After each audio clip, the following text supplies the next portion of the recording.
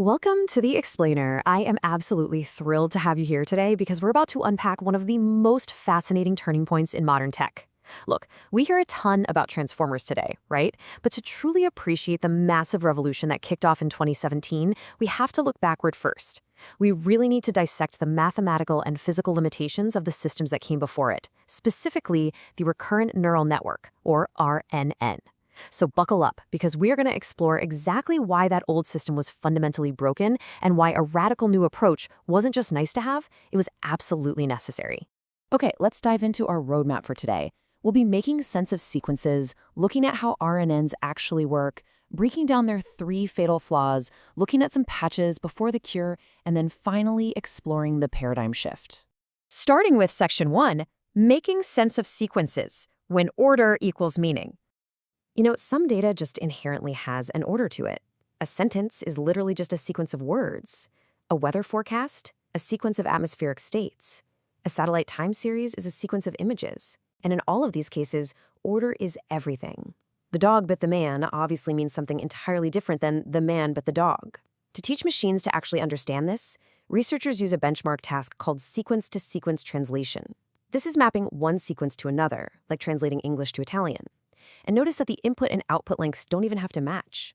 To pull this off, imagine a human translator who has to listen to an entire English sentence, hold the meaning of everything they just heard in perfect sequential order, and only then begin speaking in Italian.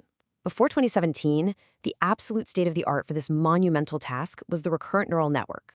Which brings us to Section 2, how RNNs work, processing one token at a time.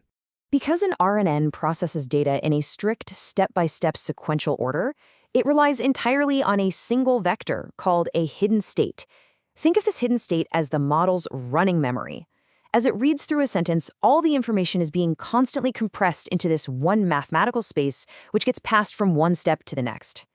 Let's say we're at step 2. The network takes the hidden state from step 1, combines it with the current input token, say the second word in our sentence, applies a shared set of weights, and boom, produces a brand new hidden state to pass along to step 3.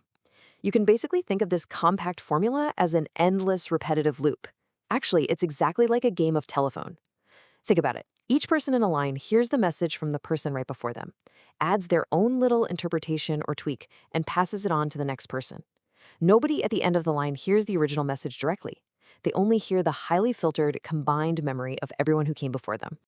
So let's move to Section 3, 3 fatal flaws, the mathematical and hardware walls. The first massive wall is that the RNN simply cannot be parallelized. Because of that telephone game structure we just talked about, Step 5 literally cannot start until Step 4 finishes. It is entirely dependent on Step 4's hidden state. And this isn't just a quirky software bug. This is baked right into the architecture. Now think about modern GPU hardware for a second. GPUs are lightning fast specifically because they perform thousands of operations simultaneously. But an RNN forces this incredibly powerful hardware to just sit idle and wait in line. The sequential operations are proportional to the sequence length, meaning the longer your sentence, the more your training costs scale up linearly. You're essentially bottlenecking the very hardware designed to make AI fast. The second fatal flaw has to do with how these models actually learn. Neural networks learn via backpropagation. Essentially, the error at the end of a task has to be traced backward through every single operation to figure out how to adjust the weights. Well, in an RNN, tracing errors backward means moving backward through every single time step.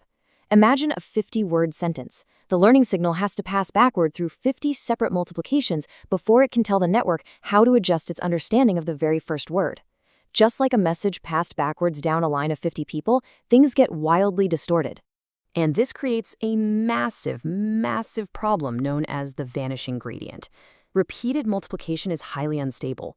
If the numbers involved in that backward pass are even slightly less than 1, let's say 0.9, and you compound that 50 times, the math shrinks it aggressively towards 0. As you can see, 0.9 to the power of 50 is just about 0.005. By the time the learning signal reaches the beginning of the sequence, it has faded to an unusable whisper. The model effectively just stops learning from the early parts of the sequence. Conversely, look what happens if the numbers are slightly greater than 1, let's say at 1.1. If you multiply 1.1 by itself 50 times, the product explodes into 117. This is the exploding gradient problem. Instead of a whisper, the learning signal turns into a deafening shout. It triggers huge, erratic weight updates that completely shout over everything else and destabilize the entire training process, pretty much making the model unusable.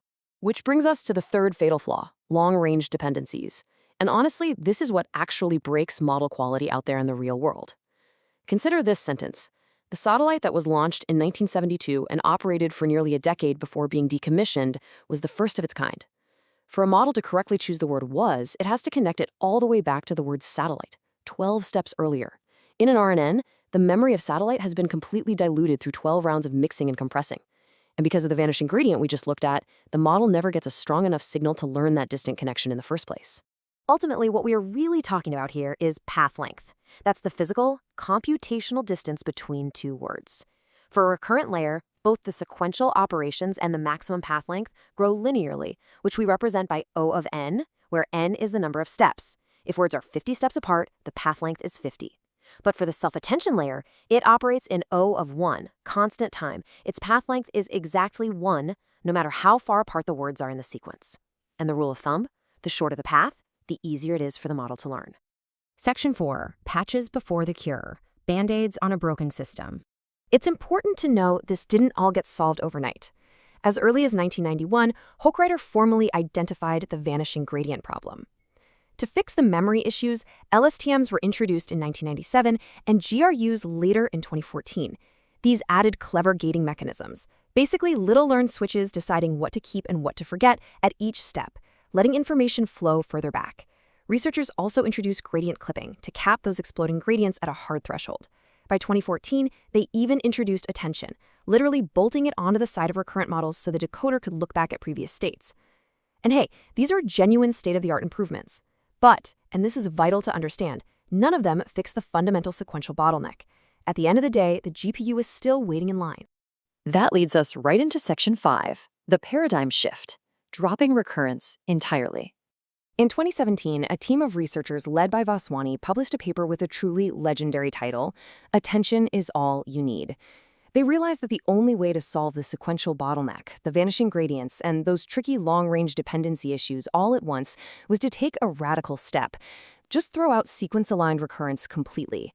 Remember, attention already existed as a sort of bolt-on patch. The absolute genius of this 2017 paper was proving that you didn't need the RNN at all. You could rely on self-attention entirely. By dropping recurrence, the transformer removes the sequential bottleneck completely. Every single position in the sequence is processed at the exact same time. Through self-attention, every word looks directly at every other word in a single operation. This means all path lengths, even between a word at the very beginning of a massive paragraph and a word at the very end, are shortened to exactly one step. And best of all, because there's no waiting in line anymore, it fully unlocks massive GPU parallelization. The real-world results of this were absolutely staggering.